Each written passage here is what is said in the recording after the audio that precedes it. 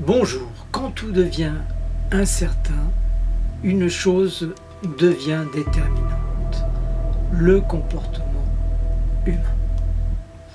Bienvenue dans cette série, comprendre l'humain en situation de crise. Pourquoi les rumeurs apparaissent pendant les crises? Pourquoi les rumeurs se propagent plus vite que la vérité? Imaginez la situation suivante. Dans un quartier, une panne d'électricité se produit et se répand à d'autres quartiers.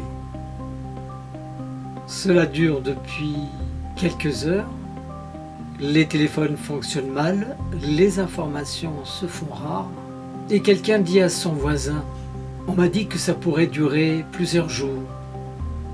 Cette personne en parle à une autre et cette phrase est répétée, mais avec une version sensiblement différente. Il paraît que la ville est touchée entièrement. Puis encore un peu, on dit que les réparations vont prendre plusieurs semaines. Et en quelques heures, personne ne sait plus vraiment ce qu'il en est, ce qui est vrai. Mais la rumeur continue. L'explication psychologique. Le cerveau déteste une chose, le vide d'information.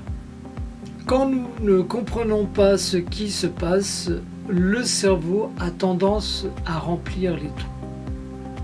Alors il utilise ce qu'il entend, ce qu'il imagine, ce qui se raconte.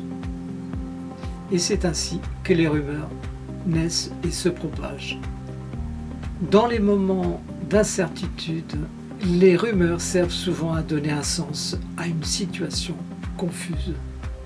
Même si l'information n'est pas vérifiée, elle donne l'impression de pouvoir reprendre le contrôle. L'erreur fréquente, l'erreur classique, c'est de répéter l'information sans vérifier la source.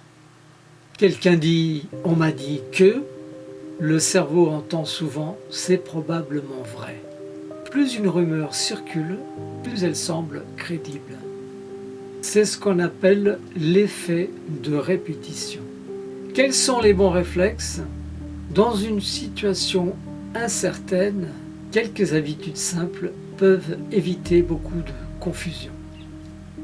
Premièrement, vérifier les sources. D'où viennent les informations? Deuxièmement, différencier faits et suppositions. Je sais, ce n'est pas la même chose que j'ai entendu. Troisièmement, éviter de transmettre les rumeurs. Partager une rumeur peut amplifier l'inquiétude. Quatrièmement, accepter de ne pas savoir tout immédiatement. Parfois, la meilleure décision est simplement d'attendre des informations fiables. En conclusion, les rumeurs naissent souvent quand les informations manquent. Mais une chose est importante à retenir. Ce n'est pas la rumeur qui crée la confusion, c'est le fait de la croire trop vite. Dans les moments difficiles, la vraie force est simple. Cherchez la vérité et restez patient.